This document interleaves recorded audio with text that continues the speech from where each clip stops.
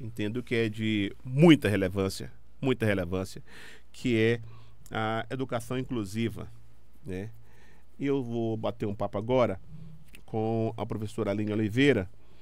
Ela é da Secretaria de Educação do município de Ilhéus. E vamos falar sobre aqui educação inclusiva. É coordenadora de atividade e educação inclusiva da Secretaria de Educação em Ilhéus. Tudo bem, professora?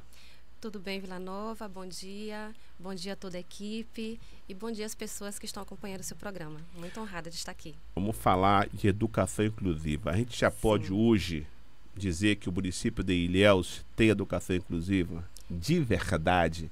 E aí eu estou perguntando isso porque eu tenho um filho, Pedro Henrique, Pedrinho, que tem síndrome de Down e durante uma vida foi assim um parto para encontrar uma escola adequada para Pedrinho aqui em Ilhéus. Hoje a gente já pode dizer que os pais podem ficar despreocupados porque a gente tem onde essas crianças serem atendidas, onde essas crianças serem educadas e se preparar para a vida.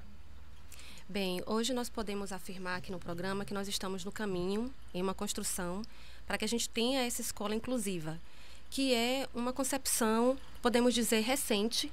É uma concepção que inicia aproximadamente em 2006, com a Convenção dos Direitos da Pessoa com Deficiência, uma convenção internacional da ONU. Esse é o primeiro documento internacional no mundo escrito exclusivamente voltado para os direitos das pessoas com deficiência. E esse documento, após uns 2 anos, ele entra no nosso país e altera a Constituição. Então, muitas pessoas pensam que a educação inclusiva, esse conceito, ele inicia lá na década de 80. Não, nós temos muitas ações importantes que iniciam ali, principalmente derivadas do movimento de pessoas com deficiência, para que essas pessoas comecem a acessar esse espaço escolar. Mas, efetivamente, a obrigatoriedade dos sistemas de ensino se organizarem, isso inicia em 2006, e aí nós temos um documento do MEC, escrito em 2008, a Política Nacional de Educação Especial na Perspectiva Inclusiva, que começa a apontar caminhos. E quais são esses caminhos que essa política aponta? Essa política diz que, para uma criança com algum tipo de deficiência, ou com transtorno do espectro autista, alguma síndrome, ou outro tipo de transtorno, para que ela seja incluída, nós precisamos nos organizar enquanto sistema para que a educação especial se torne uma modalidade de ensino dentro desses sistemas, dentro da escola. E essa modalidade contempla serviços que vão apoiar essa inclusão. Então, às vezes, as pessoas chegam a pensar que incluir é apenas matricular. Não.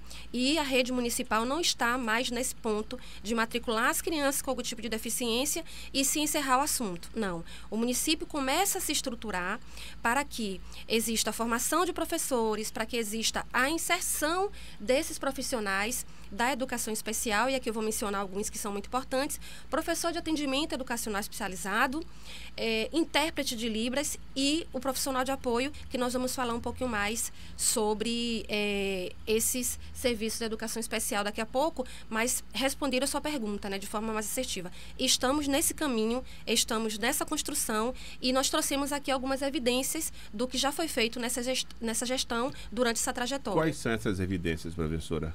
Bem, em 2018, a Secretaria Municipal de Educação organiza dentro da equipe de gestão, e aí nós entendemos que de forma inédita, essa coordenação que eu faço parte, que é a coordenação de diversidade e inclusão. Estiveram lá outras profissionais maravilhosas neste lugar, e quando a coordenação foi iniciada em 2017, na verdade eu comecei a compor a equipe da SEDUC em 2018, Sim. Mas quando essa coordenação ela é organizada dentro da Secretaria Municipal de Educação, o que é que a gestão está dizendo? Nós vamos ter um olhar específico para esse público enquanto modalidade, da mesma forma que a gente tem um olhar para os anos iniciais, para os anos finais, para a educação infantil, para a educação do campo, enfim.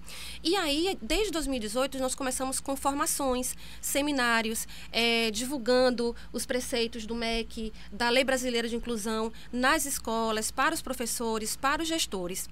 E aí, 2019 para 2020, a gente é surpreendido com a pandemia. né?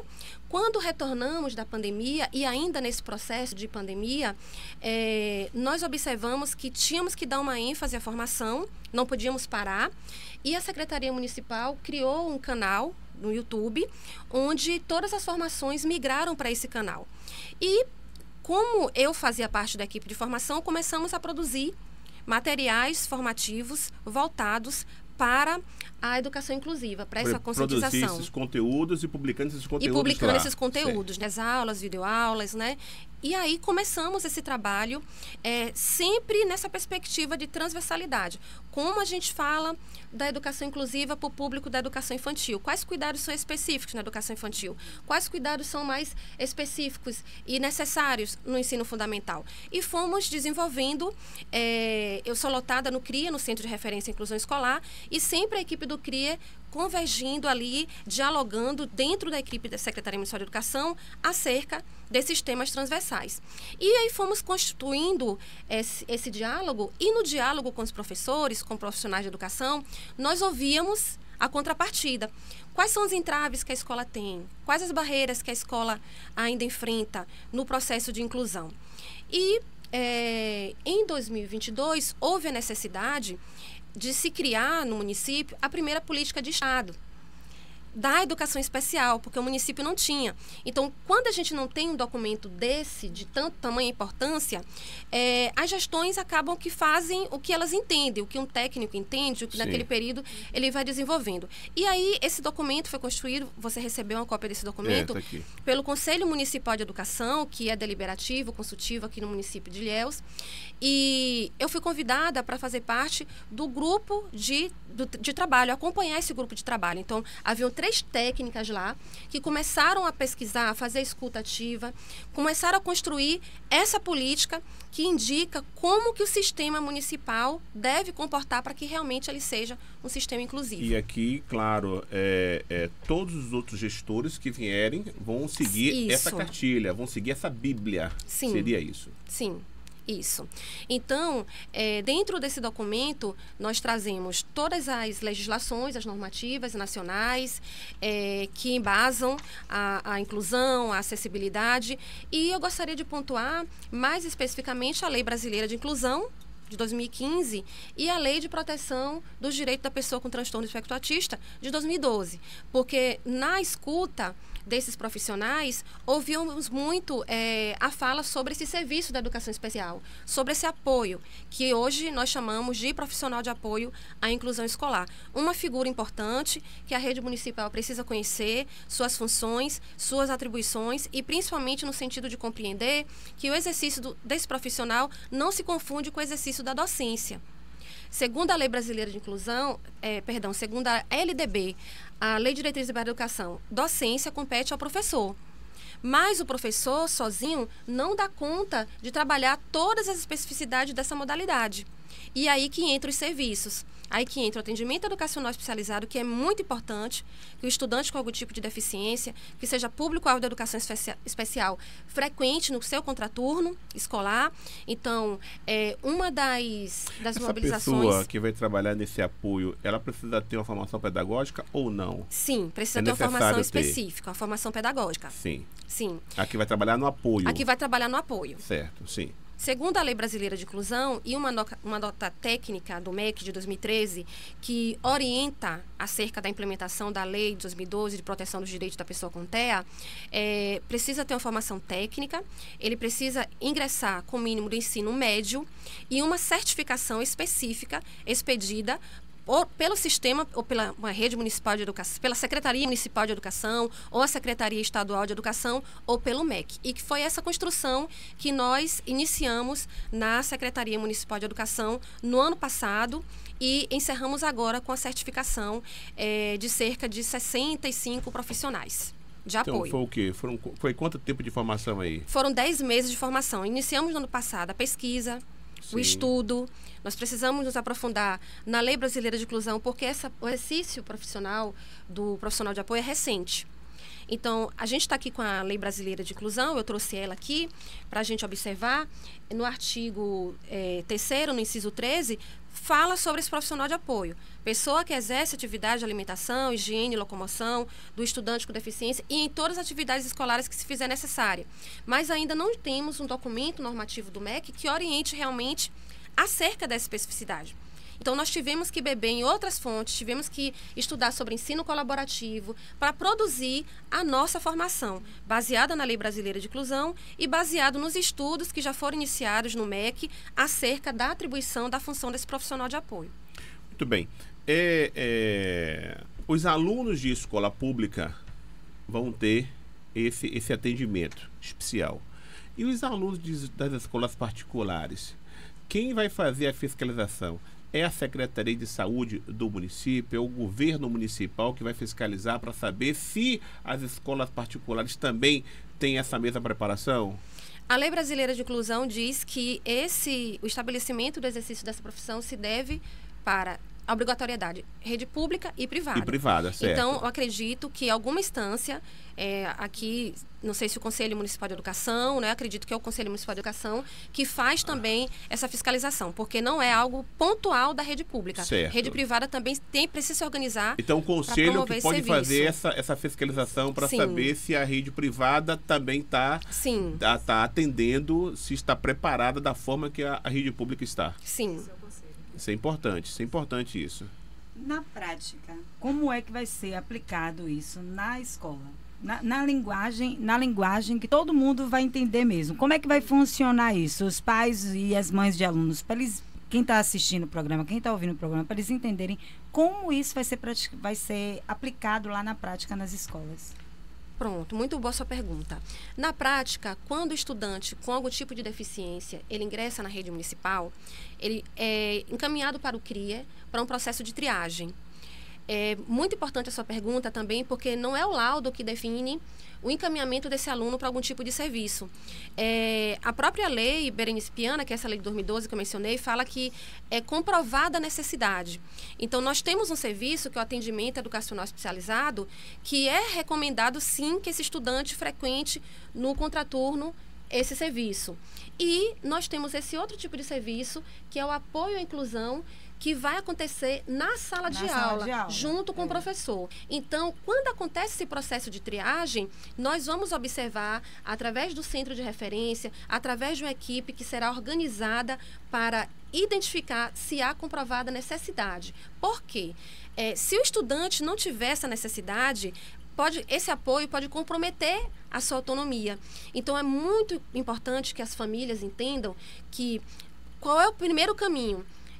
Seu filho está matriculado em uma escola da rede pública, se atente para o encaminhamento que a escola vai fazer ao centro de referência. E se atente para as orientações que o centro de referência vai dar. Então, não é um laudo médico que diz isso? Não é o laudo médico. Porque... Mas não pode ter um conflito, por exemplo, a família pode ter um laudo médico. Isso. E aí os pais, né, vão até a rede pública, matricula os seus filhos e com o laudo ela já passa a entender que vai ter um atendimento especial para aquela criança. Só que lá no CRI, vamos imaginar que o CRI avaliou e falou, olha, não tem necessidade. Não pode criar um conflito aí?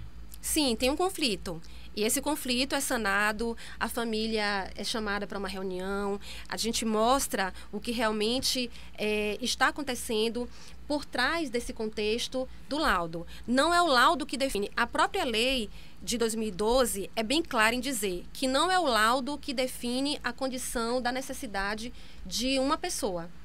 O que define é uma avaliação que vai indicar a necessidade que ela tenha para aquele suporte ou não. Se uma criança que não tem a necessidade de suporte para alimentação, locomoção, para higiene, para desenvolver atividade pedagógica, tem o apoio, no contexto legal, nós chamamos isso de atitude capacitista, né? E o capacitismo vai interferir negativamente na autonomia. Isso, na autonomia. Porque o apoio é para a autonomia. É porque o laudo, na verdade, eu acredito, né, eu não sou médica, mas eu acredito que ele vai diagnosticar, ele vai fazer o diagnóstico. Sim. Mas existem os graus, até do do autismo mesmo. Sim. Existem os graus. Então, o laudo, ele não vai dizer, lá no laudo, ele não vai escrever quais as necessidades. Vai precisar passar por um profissional da área e dizer qual é a necessidade, porque tem crianças que precisam mesmo de um atendimento e outras então, não. só para alertar os doutores, quando der o laudo, informa, viu, gente? Porque isso na ponta cria Isso confusão. Cria muita tem confusão. mãe que cria verdade. barraco mesmo. O médico ele entendeu? tem que orientar. É importante dizer isso. Ele tem que Flora, eu tô orientar. com o laudo do médico, do doutor aqui e o município, Não a basta professora, dizer apenas, ou isso ou aquilo. Não basta dizer Sim. apenas que a criança é autista. Não basta se- dizer apenas que... Eu fiz questão de fazer essa pergunta porque eu sei que na ponta, muitas vezes, lá na escola...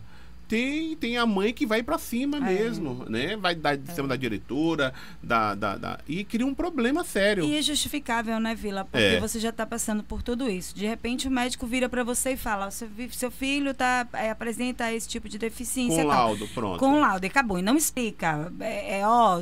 Procure um profissional que ele vai dizer quais os serviços que são adequados para ele, que ele vai precisar ou não, porque ele tem um grau tanto, tal. Não explica. Aí, de repente, você vai para lá achando que seu filho precisa de um atendimento especial e muitas vezes isso pode prejudicar ele por conta do capacitismo, entendeu? Sim. O laudo é um documento importante porque ele diz o seguinte para a sociedade: aqui tem um cidadão, aqui tem uma criança, um adolescente, um adulto, que tem direitos.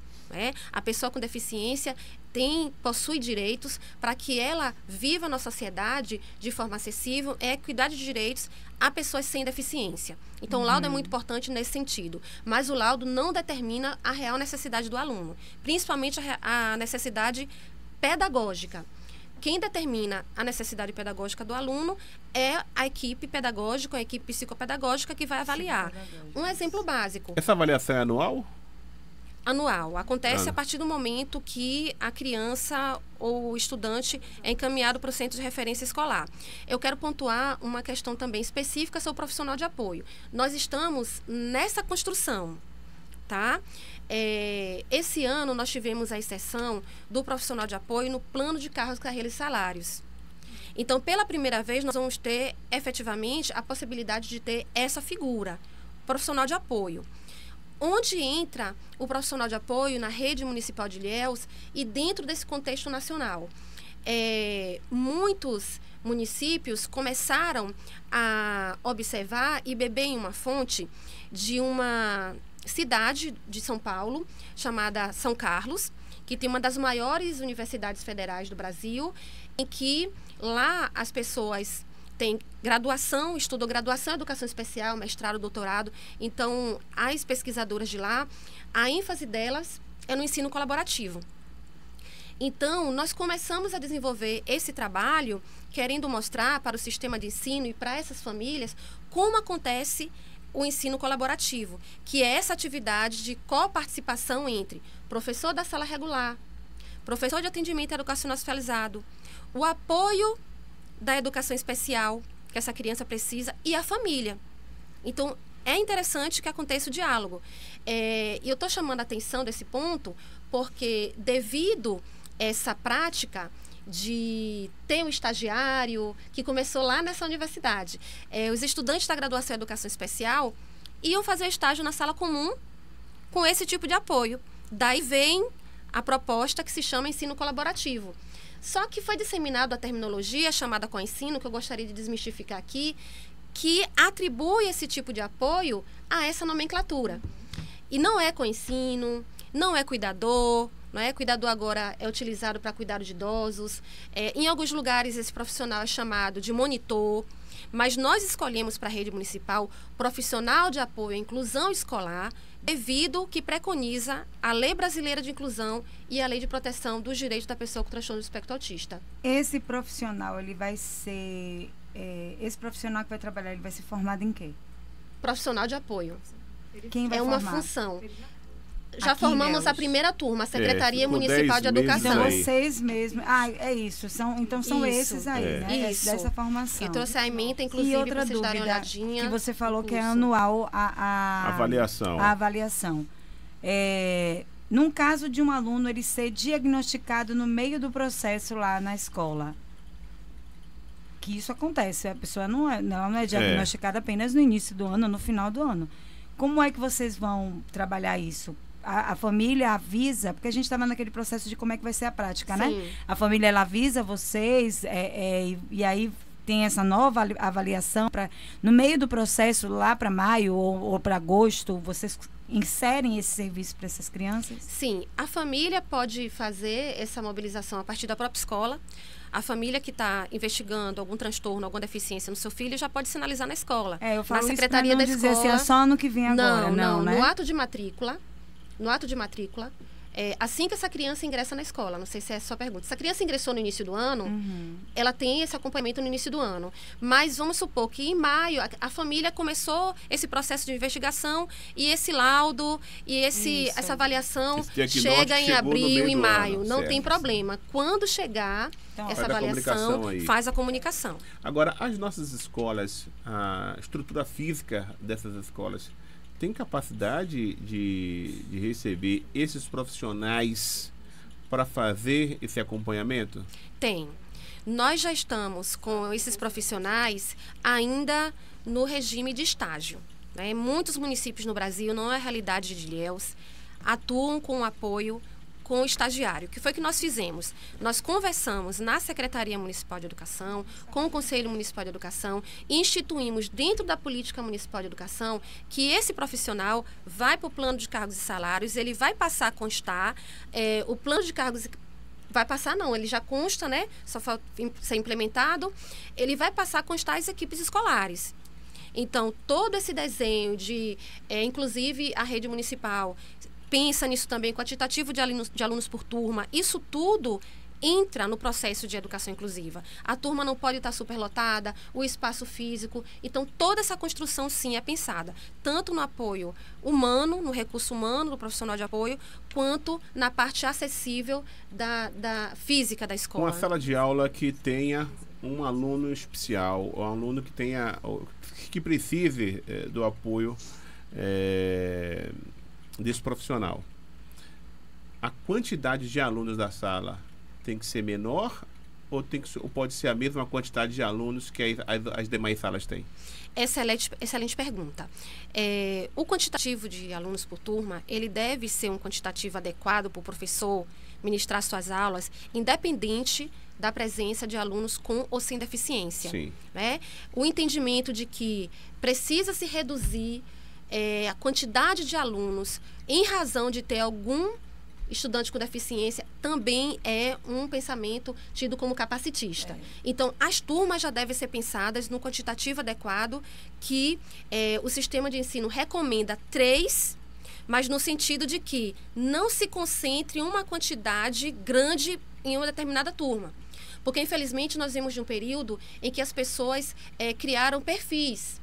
Eu tenho perfil, eu gosto dessa área, então tudo bem ter vários estudantes aqui na minha turma, enquanto que alguns profissionais entendem que não tem o perfil, e aí tinha um desequilíbrio. Às vezes tinha uma turma com 5, uma turma sem nenhum. Então, a distribuição de alunos é nesse sentido, para que a socialização e que os benefícios da inclusão seja para todos, porque a inclusão beneficia não apenas o estudante com deficiência, beneficia a todos. Exatamente. Uma turma que tem um estudante incluído, ela vai ter habilidades desenvolvidas de tolerância, de respeito, de conhecimento da diversidade, do diferente, de uma forma muito latente, muito evidente. Então, isso é importante para a formação desses adolescentes e adultos. Então, existe sim uma orientação de no máximo 3, mas nesse sentido, para que se tivermos 5 turmas, a gente consiga distribuir na escola esses 3 alunos de uma forma que as crianças com e sem deficiência consigam se relacionar de uma forma melhor. Muito bem. Já teve início a matrícula para 25, não? Não, acho que não. Ainda está no ano letivo, vai concluir finalizar o ano bem letivo. Perto, né? Porque começou, dia 27, porque começou atrasado, lembra? Então, vai terminar só no dia 27, aí acredito que só depois disso daí é que vão começar as matrículas, não é isso? No ato da matrícula, a mãe, os responsáveis já devem informar, não é isso? é muito importante que haja essa informação. Nós estamos agora no período... Até para ter um planejamento melhor. Até para ter um planejamento melhor. Nós estamos em um período das matrículas internas, né? Sim. De confirmação das matrículas dos próprios alunos, dos alunos da casa. Nós estamos nesse período. O período para os alunos novos, para a mudança de escolas, ainda não iniciou. Mas essa colocação que você faz é muito importante e eu acho que a sua audiência ouvir isso, é perfeito. Algumas famílias não falam, né? E é muito compreensível. Não falam que tem um filho com algum tipo de deficiência. Isso. Eu não sei se é compreensível não, porque de alguma forma atrapalha o desenvolvimento da criança. Atrapalha tudo. Depois para cobrar fica mais difícil. Sim. É isso, entendeu? Não pode. Mas tem gente que acaba escondendo a criança, escondendo uma dificuldade às vezes que a criança tem e que se tiver um acompanhamento pode ter uma vida normal como qualquer uma outra. Né? Sim, é muito importante você pontuar isso. Mas o que acontece? Nós vivemos em uma sociedade que ainda é uma sociedade capacitista. Lamentavelmente, uma sociedade que tende a excluir. E muitas vezes essa criança com deficiência é excluída de contextos dentro da própria família. Então a família já vai enfrentando algumas situações e por imaginar que vai proteger a sua criança, né, acaba tendo esse comportamento. Mas é muito importante. Você entendeu que a criança está em uma fase de desenvolvimento que ela deveria falar, que ela deveria andar, que ela deveria ter desenvolvido determinadas habilidades de autonomia e a criança não atingiu aquele marco de desenvolvimento, não desenvolveu de forma adequada, procura um especialista, procura um psicopedagogo ou conversa com o próprio pediatra. E fala desses sinais, aponta, porque isso é muito importante para a chegada na escola. Muitas vezes, esse processo de investigação acontece a partir da escola. O professor encaminha, identifica, chama o orientador educacional, faz a triagem no CRIE e aí a família começa ainda a ser sensibilizada. Mas essa idade de 2 anos até os 4 anos, 6 anos, existem marcos de desenvolvimento muito importantes, neurologicamente, cognitivamente, para o desenvolvimento dessa criança. Então, não tenham vergonha. As crianças têm direitos, os adolescentes têm direitos e como os documentos normativos dizem, é dever do Estado e da família. A família precisa zelar por essa criança com deficiência, com transtorno, zelar pela sua aprendizagem, zelar pelo seu direito à educação, de estar incluído, participando, acessando e aprendendo e, sobretudo, protegendo o direito dessa criança de estar inserido na sociedade da melhor forma possível. Muito bem. Olha, eu confesso a vocês que quando me solicitaram essa entrevista, eu marquei e ia fazer alguns questionamentos aqui, porque eu vivo isso no dia a dia, né? E agora você me traz essas informações do curso desses profissionais que foram formados aqui, né, para fazer esse acompanhamento de apoio na sala de aula. Isso é de uma importância muito grande e só quem sabe da importância disso são as famílias que têm algum filho que precisa desse apoio. Quem muitas vezes não tem ideia, não faz ideia, não sabe, porque não vive, não está ali. Você tem que ter uma sensibilidade muito grande para não ter uma pessoa na família que precisa desse apoio e mesmo assim se importar com isso, né? Então, parabéns pelo trabalho. Entendo que ainda precisa muita coisa, né? Apesar de ter uma formação hoje de um grupo formado para fazer esse apoio, a gente precisa de muita coisa ainda e, claro, levar essa informação para as famílias, porque a família muitas vezes não tem a informação. Como não tem informação, muitas vezes não dá o atendimento adequado à pessoa que necessita, né, desse atendimento. Parabéns. Sim. Muito obrigada, Vilanova. Eu quero agradecer especialmente à secretária municipal de educação, Loura, porque quando nós começamos dentro da secretaria a conversar acerca da importância desse profissional, ela foi muito atenciosa, porque é algo inédito. Se vocês procurarem aqui na região, ainda não temos um município que implantou dentro do plano de cargos e carreiras o profissional de apoio e o intérprete de Libras. Porque nós visamos qualificar esse profissional. Esse profissional também precisa, efetivamente, prestar um concurso, progredir na carreira e oferecer o melhor atendimento possível para esse estudante. Quando a gente não qualifica, quando a gente não forma, quando não insere esse profissional dentro do plano de cargos e carreiras e salários, nós tendemos a... Cada ano está mudando esse profissional, a formação não fica tão eficiente. Agora não, nós temos um grupo, pretendemos continuar investindo nesse grupo. E só para finalizar, fizemos aqui o curso da Secretaria Municipal de Educação, mas existem também instituições de ensino superior que fazem esse curso, às vezes aparece edital. O MEC também, certa vez, já ofereceu esse curso. Então, estamos dentro realmente do que preconiza a Lei Brasileira de Inclusão para esse exercício profissional e estamos muito felizes em quantos profissionais divulgar. Foram? 62. 62. É o suficiente para atender a rede? Ainda não é o suficiente. De acordo com o plano de cargos e salários, esse profissional vai trabalhar 40 horas. Então, 62, né, dobrando, atendendo no mínimo um aluno por turno, nós chegamos a 124 alunos. Mas o regimento diz que exclusivamente o atendimento será para um aluno quando o nível de suporte for 3.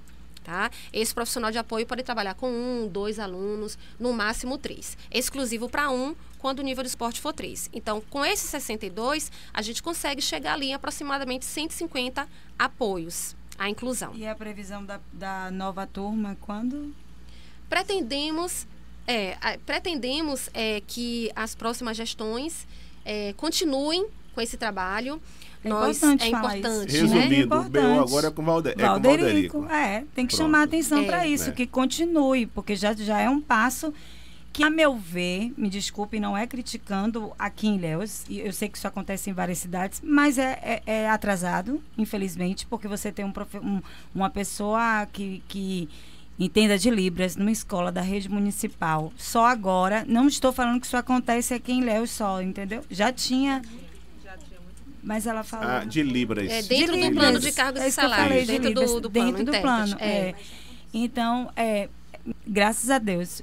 Não estou nem falando só daqui de Ilhéus, estou falando de qualquer cidade, entendeu? Porque é uma urgência. Sim. As crianças, elas viram adolescentes, vão virando adultos e, infelizmente, é um tempo perdido, entendeu? Vila mesmo citou aqui a dificuldade para encontrar uma escola que adaptasse Pedrinho. Então, não é só Vila que passa, muitos outros passam por isso e é complicado, entendeu? Mas é importante que vocês reafirmem essa ação que está acontecendo agora e que também peça para o próximo governo continuar, né, permanecer com isso, que ano que vem tem uma nova formação de turmas, tudo isso, entendeu? A gente vai estar aqui para cobrar de Valderico. Nós deixamos, muito boa, muito pertinente a sua contribuição, nós deixamos pronta essa formação dentro da Secretaria Municipal, um drive completo com todas as aulas. Tivemos participação da UESC, a professora de Educação Especial, da disciplina de Educação Especial, doutora Lília, participou conosco também. Então, essa formação foi realizada por especialistas, por mestres, doutores. Então, nós tivemos um arcabouço muito importante de formação, de conhecimentos compartilhados com esses profissionais de apoio que estão aí agora na rede municipal, prontos para serem inseridos, né, efetivamente, no sistema de ensino. E, mais uma vez, eu agradeço a vocês e peço colaboração das famílias. Procurem saber, se informem nas escolas. Ampliamos o número de salas de recursos multifuncionais. Existe hoje no município cerca de 36 salas de recursos. No início da gestão eram 18. Isso é muito importante, que tenha um professor especialista, um professor de atendimento educacional especializado em 36 escolas da rede municipal, seja da sede ou seja do campo, que é um serviço que está instituído na Constituição, direito do estudante. E a gente solicita também que as famílias entrem nas salas de recursos, conversem com esses profissionais, levem seus filhos, é muito importante que isso aconteça. E, voltando ao que você falou inicialmente, essa educação que a gente acredita, estamos deixando muitos pontos positivos, uma construção sólida, uma construção legal, e a gente espera que avance ainda mais essa política. Mais uma vez, parabéns aí a todos aí da Secretaria de Educação, especialmente aí a você, Aline, que está na coordenação desse trabalho, a coordenação de diversidade e inclusão da Secretaria de Educação do município de Ilhéus, e falamos, gente, um assunto super importante aqui. A gente vai voltar a falar isso várias outras vezes, porque a gente compreende, da mesma forma que a gente fala aqui, insiste com a questão do aeroporto de Ilhéus, que tem sua importância, a educação inclusiva, a escola inclusiva, tem uma importância gigante, enorme, e a gente precisa tratar desses assuntos. Muito obrigado, boa sorte, hein? Obrigada. Vamos para o apoio rapidinho, Neto? Vamos para o apoio, daqui a pouquinho a gente retorna.